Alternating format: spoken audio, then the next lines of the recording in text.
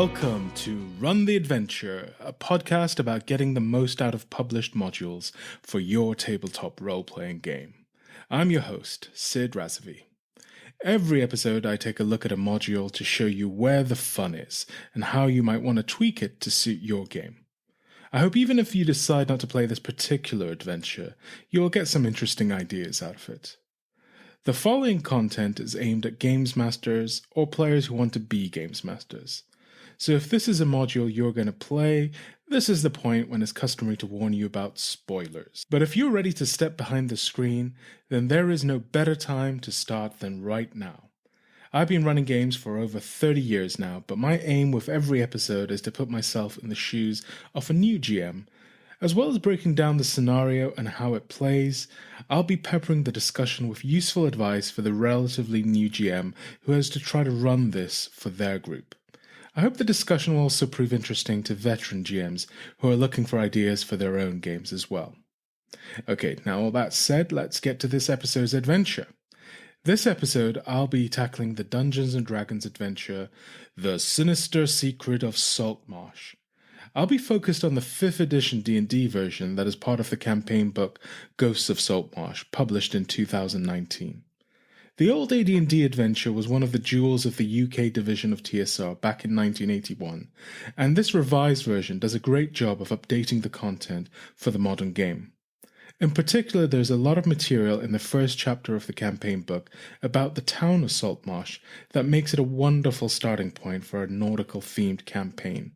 In fact, Saltmarsh may well be my favourite starting town for adventures published for D&D. Summary of the adventure. Just outside the town of Saltmarsh lies an old house once inhabited by an alchemist who was rumoured to be working on the Philosopher's Stone. The house is in a dilapidated state and avoided by the locals who fear it may be haunted. But in fact, it is being used by a gang of smugglers led by the nefarious Sanbala. For one reason or another, the player characters are tasked to investigate the house, where they will find it mostly abandoned except for a man tied up in one of the upstairs rooms. This man is Ned, a name that lives in infamy with my players. Appearing to be a wanderer from a nearby town captured by unidentifiable men, he is actually a spy who will betray the party at the first opportunity. Otherwise, the main house offers only some modest threat, with giant centipedes who can still challenge first-level characters, plus a swarm of spiders who are always fun to deal with. And then there are some giant weasels in the alchemist herb garden. There are signs of other adventurers having been here in the cellar, with the corpse of a plate mail-wearing warrior infested with rot grubs. There in the cellar, a secret door leads to the caverns beneath the house that is used by the smugglers. Sanbala, their leader, has an office next to a room the smugglers have taken great care to bar. That room contains several zombies, and beyond it, the adventurers will find the undead fiend that was once the alchemist. If the party can overcome the undead and the smugglers, they will find some worthwhile treasure and also a book that details their smuggling operation. This will lead the party to the next part of the adventure. Taking the book back to town, they will have a week or two of downtime and be called back into the service of the town council to make a raid on the ghost ship used by the smugglers. Defeating the captain and crew of the ship will reveal that the smugglers have been working for the lizard folk, who are buying up a whole lot of weapons for some unspecified threat. The hook for the next adventure is set, and assuming it all goes swimmingly, the party will have gotten themselves a shiny sail ship and a whole lot of treasure to boot. Adventure structure. The Ghosts of Saltmarsh compiles a number of adventures into a campaign with an introductory chapter on Saltmarsh itself. For the benefit of my players who are still playing in this campaign, I will only be covering some of the first chapter, and the chapter that is the Sinister Secret of Saltmarsh. The original Sinister Secrets adventure was part of a trilogy published by TSR UK that included Danger at Dunwater and The Final Enemy. Many of the additional adventures included in the Wizard's revised book, Ghosts of Saltmarsh, were not originally related to the storyline started in Saltmarsh, being produced over a 25-year period by TSR Wizards of the Coast as standalone adventures. As such, there are some issues with the cohesion of this book as a single campaign. However, none of that is important in running Sinister Secrets itself. The first chapter on Saltmarsh is worth spending a bit of time going over because, as I've said, I think that the way it is presented here makes it by far the best starting town for a group of D&D adventurers that I've seen yet. I say here because it is significantly improved over its presentation in the original module. What you get is a coastal town with the usual amenities expected to support an adventuring party, but also a political landscape that is both fun and makes sense. You also get a rich cast of non-player characters and ways in which player characters may spend their downtime in between adventures. Political factions are presented early on, and the two main ones are the traditionalists, who harken back to the days when Saltmarsh was a frontier smuggling town, and loyalists who have come to support the local kingdom. In terms of setting, the default for Saltmarsh is Greyhawk, and the maps places it on the southern edge of Keoland. For my own playthrough, I placed it in the Blight Marches on the western end of the Grand Duchy of Karamakos in the known world or Mystara setting. This is the setting I most love from the many TSR published over the years, and with a shelf filled with gazetteers and box sets, I'm always happy to start a new adventure in its varied landscapes. Regardless of my preferences, the Ghosts of Saltmarsh book does suggest various places you can set it in different published settings or your own. Saltmarsh is a fishing town on the edge of a larger civilized territory, only recently liberated from the piratical sea princes. Getting back to the factions, each of them has one or more major NPC in the town council and a table of random events that can be used to spice up time in the town or act as seeds for future adventures. The factions give a lot of scope for tension and intrigue in the town. Player characters may find themselves pulled towards one faction or pissing off another as they decide how to handle the inhabitants of the town. The town itself is fairly well detailed with a gazetteer level of information on its defenses and commerce and everything else. One nice touch is that depending on how the fishing turned out to be on a given day, the town's mood will vary from raucous celebrations to somber reflections. There is a numbered map and an easy-to-parse descriptions of every location in town. It's easy enough to refer to the map and locations during play when the party is in town, but it pays to read through the whole thing pretty closely as there are a lot of lovely little story nuggets buried in the text. You're not obligated to use them, but I have found there's a lot of mileage in letting the party explore the town and get to know the inhabitants in between adventures. Many of the locations also have mission generators that can be useful for sending your party on little side quests outside of town. As I mentioned earlier, this updated version provides a nice number of downtime activities available to player characters. I'm a big fan of downtime between adventures to give players a chance to breathe life into the world. So it's nice to see the typical downtime activities provided in the DMG and various other supplements, supplemented by some very specific ones for Saltmarsh in this book. The final part of the first chapter is a look at the points of interest in the region and some potential adventure sites. Whilst this is given in terms of the default Greyhawk setting, it's not difficult to transpose the locations to your own setting.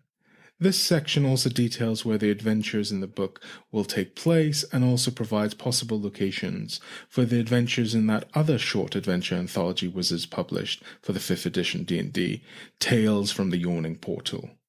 I think this is a really nice touch, as my preference is to run campaigns where I can mix and match different adventures or adventure seeds together, rather than have one long railroad campaign that must proceed as the writers intended. Given the varying quality of adventures or chapters in most published campaign books put out for 5th edition D&D, this just seems like the most sensible approach. Now on to the second chapter. And on to the actual adventure. It begins by laying out the background around the haunted house and the secret that it is not in fact haunted, well, except for the undead that live in the caves beneath it. Anyway, the summary makes clear this is a story of two parts. In the first part, the adventurers will explore the haunted house and reveal its secrets. In the second, they will raid a smuggling ship, taking it and its cargo for themselves, whilst putting an end to the smuggling operation. Getting the adventurers into the adventure is left to some fairly weak hooks. Some rumors and a general unease about the unholiness of the place, with a reward from the town council to get it checked out. Honestly, you would struggle to make going to the haunted house any less appealing given these hooks. For my run-through, I borrowed Mike Shea's suggestion to start with a scene of a murder that gets tied back to the house. Two adventurers, a pair of elven twins, are heard to be going to the house, and one of them washes up dead in the docks. The player characters get entangled into investigating this when the dead body is discovered. If you've done your job in putting together a party with connections to people in Saltmarsh and a care for the town, they should take this task reasonably well, as there is something at stake, finding out why this woman was killed and by whom. Once you've got the player characters interested, the travel to the house is fairly uneventful. The outside of the house features a low wall around a garden and a well. The well harbors some treasure guarded by poisonous snakes, while the herb garden has a family of giant weasels. Things get a bit more interesting inside the house, which is in a bit of a state. Most of the rooms have a creepy broken downness that leaves things up in the air as to whether the place is haunted or not. The players are certainly going to be expecting something, even if it's not a ghost. But in fact, beside the giant centipedes in the kitchen and some spiders in one of the rooms, there's little immediate threat in the house itself. The really interesting encounter is with the man tied up upstairs, Ned, who seems like an unhappy victim of some bandits on the road. Drawing the players to Ned requires the use of some sounds coming from upstairs, as Ned will try to draw the party's attention to him and away from the cellar. Once liberated, he will direct the party to his clothes and follow the party until the opportunity presents itself to use a secreted knife or other improvised weapon to weaken the party with a stash of poison. Of course, if, like me, your stabs in the back fumble badly, Ned will find himself badly exposed. But betrayal is a wonderful motivator if the player character survives. In my game, once Ned failed to kill or weaken the brute of a Goliath who was helping him out or keeping an eye on him, he made a run for it. This was a great way to lead the party back to the cellar, where they had already been but had failed all attempts to find the secret door that leads to the caves beneath the house. It is worth your time, considering what you will do when your party fails to find the secret door that stands between them and the rest of the adventure. I think in modern adventure design, this kind of choke point to progressing the adventure is generally frowned upon as a relic of old school design. However, I think that may be treating DMs as generally worse than they are and not being able to find ways to creatively drive the story forward. But in fact, it's not the only point of the adventure which may trip your party up, and you will need a way to move things forward from more than one choke point, which perhaps is a relic of old school design after all. Once the party are in the cellars and find the secret door into the caverns, they will have two groups of enemies to contend with depending on their choices. The first group is the smugglers and Sambale, the magic user who leads them. Depending on whether the party tripped the various magic mouth alarms on the way to the caves or not, the smugglers and some hobgoblin guards will either be lounging about in the caves or using them to strategically waylay the nosy intruders. If they're not expecting the party, they can be handled in manageable chunks in circumstances that may favor a reasonably rested group of adventurers. However, a group of adventurers whose blood is hot chasing Ned and who have tripped every alarm on the way may find themselves walking into a pretty deadly ambush, which is of course what happened to my group. The only thing that prevented a total party kill when they found themselves fighting against enemies using the choke points in the caverns effectively was a few very lucky natural 20s on their death saves. Eventually, they staggered a retreat with the aid of a clever use of the Air Genasi's levitation powers. In any case, the party's chances may have been higher if they hadn't also chosen the path that led them to find and fight the second group of enemies in the caves. That is, the zombies and the undead alchemist who originally owned the house. Faced on their own, either group of enemies should be manageable by a party of second-level characters.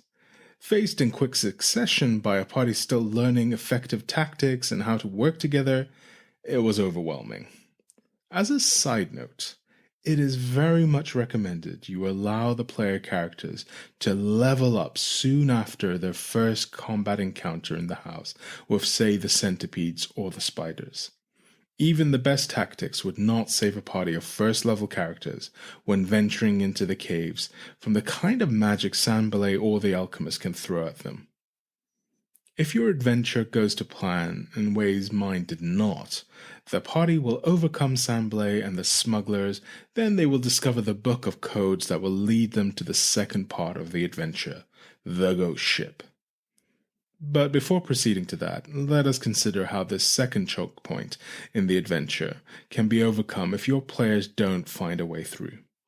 Let's put aside the option of abandoning the adventure as defeatist talk, unworthy of us. Returning to the house after alerting the smugglers by entering the cave system doesn't seem like much of an option either. Only the most overconfident, arrogant, stupid smuggling team would remain waiting for the refreshed party of adventurers in the same location. In my case, I moved the smuggling operation to a different location and gave the players clues as to where they had moved to. With the betrayal of Ned and their defeat by Sanbalay fresh on their minds, they were keen to pursue them to the new Smuggler's Cove. When they got there, they planned meticulously before deciding to take the direct approach. After the old chestnut of starting a fire to distract the enemy, an epic running battle occurred, finally leading to the victory that eluded them back in the house. All this digression is intended to show is that sometimes published adventures overestimate what your characters will be able to achieve and don't accommodate their failures into the design. But this is okay. This is why you are playing a tabletop role-playing game and not a computer game. This is the value of having a human being with some creativity running the game to make up tangents and solve these kinds of problems. The answer to failure isn't to wash over it or outlaw it or indeed to think of all the ways it may occur in the written adventure. The answer is to trust the creativity of the games master. Trust yourself to be able to come up with these alternative paths to continue the adventure. As for the players, I have to say, stories of failure turned to success are surely more interesting than stories of easy successes. Well, that is my hope anyway. Back to the adventure at hand. After dealing with the smugglers at the house one way or another, the players have a week or so off for downtime. Then, they will be called by the town council with information that relates the signal book they found to the arrival of the ghost ship used by the smugglers. The council wants the plucky adventurers to board the ship at night, deal with its crew, and seize its cargo. For this, they will pay a decent amount of gold, but really, the secret prize is the ship and the cargo, which will be a dragon's hoard worth of cash for a low-level party of adventurers. The party has some time to plan their approach, ranging from trying to infiltrate the ship through bluffing their way on to a straightforward boarding action. The latter should not be too challenging for a party of second or third level characters, as the crew are not particularly formidable or numerous. The captain, bosun, and the onboard mage may prove more challenging, but nobody here is desperate to die on a smuggling job. If the party isn't driven into a wild bloodlust by a raging barbarian, there should be opportunities for negotiation. The ship combat can be fun, although the nature of it makes it difficult to not have it become an endless conveyor of enemies, especially if the party isn't particularly subtle about things. However, there are some doors to the lower decks that can be hinted at and provide the party a bit of a breather if barred. If the party can take command of the ship and have some competency to navigate it to shore, it should even be possible to take the crew prisoners to Saltmarsh. The ship itself has a number of interesting encounters and items inside. There is a party of lizard folk who are representative of their peoples and have a pet pseudo-dragon that could prove vicious in the fight. I didn't end up using this because things were already going against the party, so I had the pseudo-dragon snoozing through the whole ordeal. Also on board, holed up in a secret compartment, is a water elf who can fill the party in with what is really going on with the lizard folk and the smugglers. Of course, if your party fails to find the secret door, again, and refuses to deal with the captain who knows where it is, you will have to find some other way to reveal this information to them in due course. Assuming the party manages to survive the fights and vicious traps on the locked chest, getting the ship to shore will only require some basic seamanship, or lacking that, a kindly DM. Once back to Saltmarsh, the adventure concludes with the town council rewarding the party and letting them keep the ship and the smuggled goods. Where the fun is at. I probably said enough about how highly I regard Saltmarsh as a starting town. It has all the elements of somewhere interesting to be based from for a series of adventures. All the amenities you may need. Factional politics, secrets, rumors, random events that could generate substantive narratives, plenty of adventure hooks for side ventures. Oh, look, I've said it again, but frankly, Saltmarsh deserves the praise I'm heaping on it. As for the adventure itself, the premise itself is a fun one. There are actually not many haunted house adventures written for Dungeons & Dragons. Okay, that's probably a lie. With so much content for D&D out there, there's no way that can be true. Although, in terms of classic modules I grew up with, or stuff coming out for 5th edition from Wizards of the Coast themselves, I can only think of a couple offhand. But nevertheless, the setup is fun. The fake out about it not being haunted, but in fact being used by smugglers is good enough. The fact that there are actually undead in there haunting it, well, you see it coming? Maybe. I'm in favor of any adventure that messes with the player's expectations, but I'm not sure this kind of double bluff in fiction has any impact left after the glut of it. 90s meta fourth wall breaking trope acknowledging self-indulgent... where was I? Oh yes. The haunted house is reasonably well designed, with the right level of threat and challenge for a party of first level characters. What elevates it to an adventure that is likely to be remembered is the presence of Ned. Ned makes or breaks the adventure. He is just one man, and on his own, with a bit more luck on the dice than I had, he can knock an unsuspecting PC unconscious before he makes his getaway. He is the Chekhov's gun in human form. The slow, cautious, terrified first levelers exploring the house are forced into action. I love Ned. I love him so much that when the party had to beat a hasty retreat from the caverns below, Ned was there. Even when Sambla was defeated in that additional cove I made, Ned got away. Of course, Ned turned up on the ghost ship, and then, on the verge of defeat, he fell into the sea. Is that the last of Ned? The caverns are a nice traditional small dungeon, and the design of having the enemies change based on whether they've been alerted to the party is great. A careful and stealthy party can really prove themselves here, whilst those who trample about wildly will learn an important lesson. That's what you want from a group's first dungeon. Lessons and loot. The second part on the ghost ship has potential, but I must admit, I don't feel we got more out of it than a single stage encounter. It was a fun combat, and the players made good use of the different levels of the ship. They also laid down a magical silence that nullified much of the spellcasting power the pirates had available. The final battle with the barbarian alone holding on to life was truly epic. Touch and go for the whole party. But after that fight, the exploration of the ship felt a bit anticlimactic, even though one player character managed to die by being alone and touching a trap without the others knowing where he was. My suggestion would be to change the setup so the captain, bosun, and other named characters are below decks and only a smattering of crew are above. Whilst my party struggled to sneak up on the ship, a different setup would have been more forgiving to their ambitions. What doesn't work? The start of the adventure needs extensive work to motivate your player characters to go to the house. I found great value in playing out a prologue in town, letting the players get to know one another and some of the big names, and get embroiled in the murder mystery first. I could see other openings being possible, and this slow start goes against my general advice about starting things right in the action. But with the right group, taking some time to roleplay and establish their characters can be worthwhile, especially if this is the start of a hopefully long-running campaign. The house itself is good as it is, except for the story choke point of the secret door in the cellar.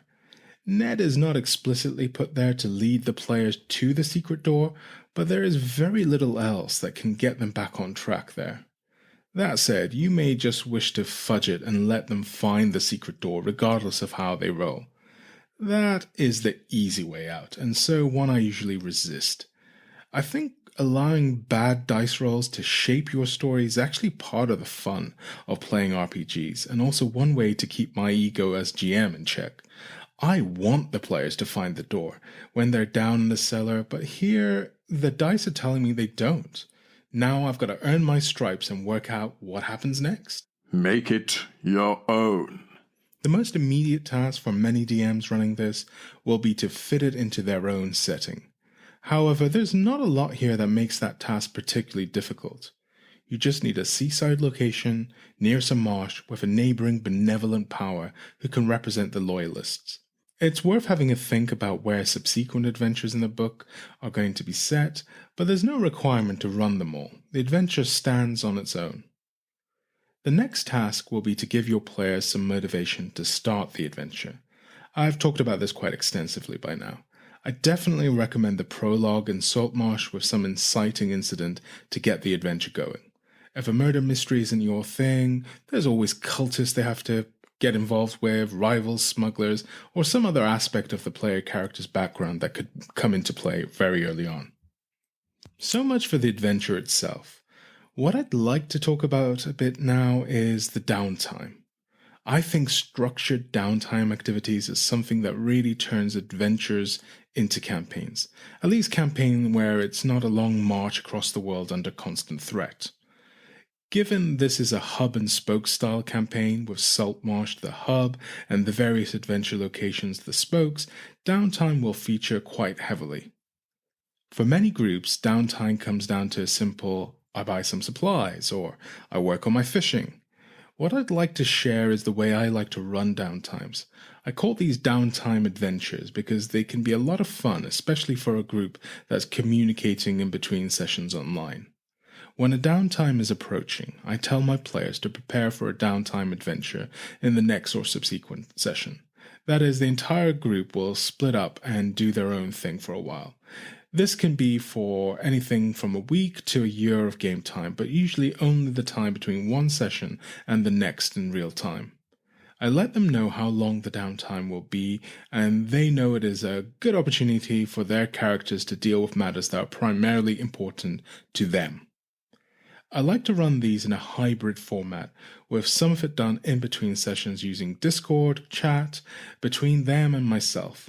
Then we get together and do a downtime session where they tell the group what they did up to the resolution point. Then we resolve the downtime activity with some rolls. This gives us the opportunity to make this a collaborative storytelling exercise, weaving the various downtime stories together. Everything that is going to be boring to do in a session, such as shopping, gets done off-screen in chat, and I like to think of it as a montage in a film. Everything that can be momentous and fun, we do in the session. Downtime sessions very much put the players in the driving seat. They decide what they want to pursue and will often determine how it actually develops. For the first time, or when I've got some specific idea, I may suggest some possible activities to get them thinking, but it's mostly up to them to come up with what they want to do, and if they can't think of anything, they will just spend the time carousing. During the actual downtime session, this is my plan. We go around and each player tells the story of their downtime. Other players may respond if they want to get involved. If there's something that needs the DM's intervention, I will intervene. Sometimes this is just to say how this will affect the resolution mechanic for what they're doing. Once other players and DM interventions are dealt with, we resolve the downtime activity using a skill check or challenge. Other players, including the DM, may add details or twists to the narrative, things that they think will make the story more interesting. Finally, once one player's downtime is resolved, we move on to the next player. That's it. As these activities can span a larger amount of game time and achieve goals that don't fit into the main narrative, they really expand the storytelling possibilities. And of course, they're great for the DM as preparation for the next thing the party will do. How it played. I'm lucky to be joined by Zhana, one of the players who participated in the Sinister Secret of Saltmarsh, to discuss how it played. Welcome, Zhana. Why don't we start with telling the listeners about your character in the game?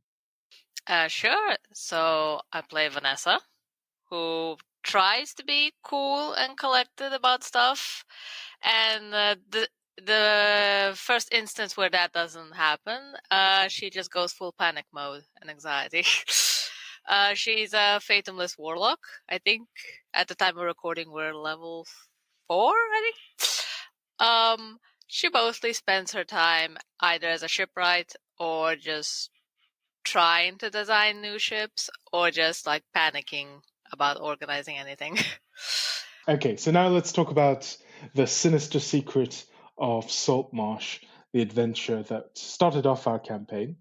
What were the highlights of the adventure for you, personally?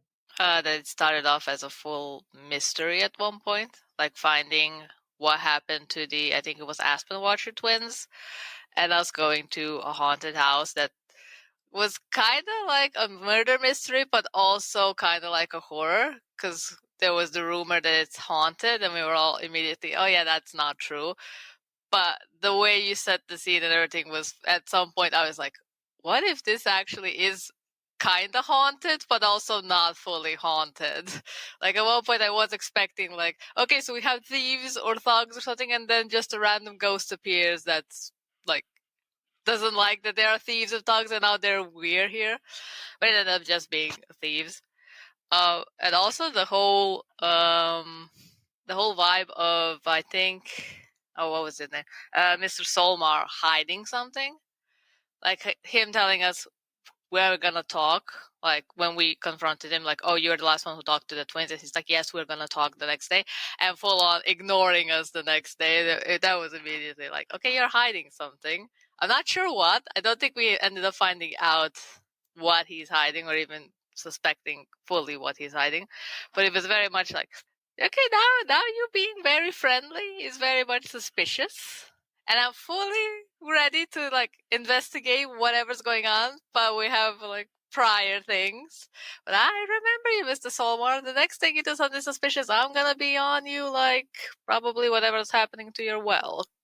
Yeah, this is Andar's Solmar, he's like the youngest member of the town council, and one of the things I really rave on about Saltmarsh being a really fleshed out starter town with lots of factions, lots of NPCs that have a lot of motivations and things going on, and obviously I embellished it to suit the adventure, but I did like how your suspicions were really sparked by this shifty guy who talked to.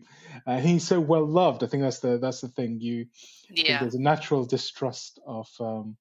It's like, it's fine if like half the town likes him and half doesn't, but like if he's well loved by almost everyone, that's like too good to be true. Like, okay, you're either bribing people or you're hiding something behind the facade of being like truly good. If he does turn out to be fully good, like I'm ready for Vanessa to eat her words.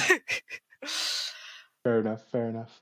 And so, what bits didn't you think worked so well in the adventure? Us organizing as a party, because it's a delicate balancing act of us organizing as our characters and us trying to organize as players, where you as a player know something, but you don't want your character to know that because they fail the perception or they're not in the scene. But from a storytelling aspect, I think most stuff worked. It was just that at some point we got multiple quests to handle, and me being a avid video game player, I was like, yes, I want to do all of those quests, but we're time constrained and we have to prioritize stuff. And that was a bit sad because I was curious, like, what is going on with the dwarves? What did they unearth in their mind? But also, I felt a bit of urgency to help Karst, our Goliath barbarian, investigate why does he have a jewel stuck in his forehead? Because when I think Aura was investigating, there was that legend about the siren, and my immediate thought was, okay, sirens, allure, trying to potentially to possess someone.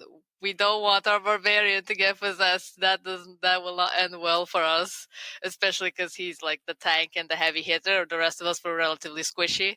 If he goes on a rampage, it's gonna take at least 3 of us to take him down, and he's gonna take us down with him. So, like from a storytelling aspect, I both liked it and hated it because I have to choose, but I understand why we have to choose this. So that was pretty good. I do, but this is just me being interested in the lore. I would have liked us to try and get more interactions with individual council members, because like right now we had a bit of interactions with Solmar, we had a bit of interactions with Mr. Fireborn. He was the head of the guards, I think, in the city. And I mean, my character has minimal interactions with Prime Water because he's her employer and she built a ship for him. But the rest of them are not, we have very minimal interactions. So I'm hoping that changes, or we get opportunities to at least to get in touch with them more in the terms of our at least like quests, because for these quests we're primarily talking to Mr. Fireborn because he was handling the organization, I guess, for us looking for the gangs. Yeah, there's a lot to do and lots of little hooks and side things. The campaign is definitely not over. Plenty of opportunity to pursue some of these leads. What would you add or change about the adventure, particularly the parts around the haunted house and the ghost ship that you encountered later? If you were to run it yourself, that is.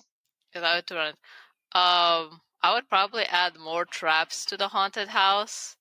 Just because it's a haunted house, I love adding traps, and even if they're like silly traps, as in, oh, someone made a drape that looks like a ghost is gonna fall on you just to freak you out. It's not gonna do anything remotely interesting, but that's my flavor of adding extra humor to a very tense situation. I do like in the haunted house that the whole fireplace was a red herring for us, because when we got to the basement, it was a wine basement, and there was a fireplace that didn't connect to anything, and everyone was like, okay, so this is the secret door because it's not connecting to anything. Why is there a fireplace? It's not used. And I think 1 or 2 sessions later, we got back to that room and figured out that the secret door is actually like to the left of the fireplace. And everyone was like, oh no, oh my god, it's a literal red herring. So more secret rooms and stuff. I feel like that could have been added a bit more, but also it's like a rundown house, so above ground it's going to be more difficult to do. For the ghost ship, though, I think you had everything that I would have expected from a ghost ship. I'm glad that we didn't have like seafaring fights or anything, because like us being when we were infiltrating the gang hideout, and I'm glad that they didn't have operational ships to attack us from like the boats with cannons and everything, because I'm not even sure how mechanically we would hide from that. It's just yeah, they're shooting at you with cannons. Us like hiding behind barrels. Okay. But no, yeah, that was, I think, pretty good. I think I think there was an opportunity to explore a bit more in the house than was taken up by the party. There was a lot going on. I think once you met Ned and were chasing Ned around. Yeah, we were very, very laser focused to try and find it, because that's also, I think, the first skill challenge that we had, where we were all just figuring out how that works and trying to stop Ned, because we didn't know if he's going to leave the house or if he's going to try to hide somewhere in the house. But yeah, I think an entire wing of the house we ignored the moment we found him and the moment he escaped. So yeah, I'm pretty sure we avoided a lot of things that maybe could have helped us, like logistics of that whole operation, to figure out sooner. But You follow the story. That's fine. yeah, And in terms of like introductions to a campaign or I mean, this isn't your first D&D adventure, but if it, for a new party coming together, a new group of players playing for the first time together, how did you think it fared to other experiences you've had? you weren't physically putting us, you're in a tavern, figure it out. It was more like something happened, like, oh, a body washed up, and everyone has got an opportunity to explain why they're close to that body instead of just providing a reason, which is very good because it gives us at least a bit more options to flavor how we're going to handle it. But also, I think it wasn't actually you that was pushing us to meet each other. We were just trying to do that through role play as well. It's like, oh, we see someone, we see the dead body. Oh, we see a giant Goliath in the middle of a crowd that we didn't see. What's going on here? But also, it was good that I think Aura and at that point we had a sorcerer as well. I forgot his name. Oh, God. Sorry, I forgot the sorcerer's name at this point. I know the player's name, but Sven. Yeah. So those two are originally from Saltmarsh, so they immediately latched on to interacting with the NPCs and everything, and that was also a gateway for us to try and interact more with the NPCs and also try to tie in everything together, like right from session 0 or session 1, rather than taking 1 or 2 sessions to just get comfortable with the setting. And finally, The Sinister Secret of Saltmarsh is a great starter adventure, mostly because of the richness of the town of Saltmarsh itself. The adventure does a great job of bringing a group of adventurers into the beginnings of a nautical campaign from the home base of a town with which they can establish growing ties. It needs a bit of work to get going, but the material provides what you need to do that work with a little imagination or help from the internet. There is enough here to challenge a new party and a number of hooks for further adventures, even if you decide to ignore the main plot of the campaign. That said, my intent is to play through at least some of that campaign with my group. Perhaps I will tell you about how that went another time. Thank you for listening to Run the Adventure with me, your host, Sid Razavi. I'd love to hear any feedback, questions, or your thoughts on this episode. I'm really grateful for the comments and feedback I've received so far. I'd also like to give a special shout out to Matthew Root, who becomes my first Patreon. Thank you, Matthew. If you'd like to support the show, you can find details in the show notes. You can also reach me on email gm@runtheadventure.com or find me on Twitter at RTA_podcast. If you liked what you've heard, please do consider leaving a rating or review on iTunes, Spotify, Google Podcast, or wherever you found this pod. Even better, please share the pod with your friends and on social media. Links to today's adventure are available in the show notes and on the website www.runtheadventure.com. Until the next episode, may your adventure run fantastic.